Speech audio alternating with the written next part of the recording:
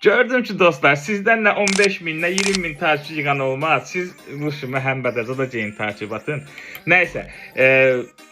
iPhone 17'ni galibi seçildi.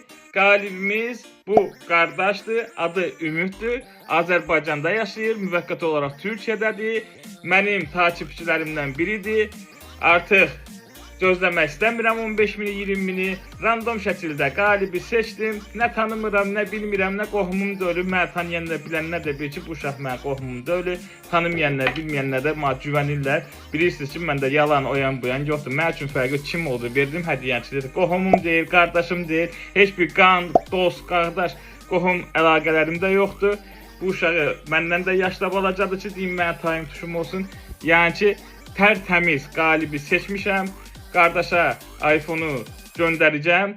iPhone-la cep çatandan sonra da qardaş özü videosunu çəkib göstərəcək. İndi də onunla olan yazışmamızı ya da ki ona deyəcəm bir dənə balaca video çəksin ki, özü də təsdiq eləsin ki, mən onu nə tanımıram, nə bilmirəm, hədiyyənin qalibi özüdür. Bu videoya əlavə edəcəm. Özünüzə yaxşı baxın. iPhone teması bağlandı. iPhone 17 getdi. Hamının canı qurtardı.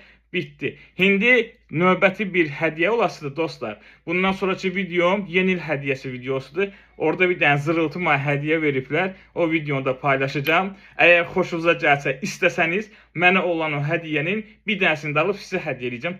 Takipdən çıxmırıq. Like edirik, paylaşırıq dostlarımızla.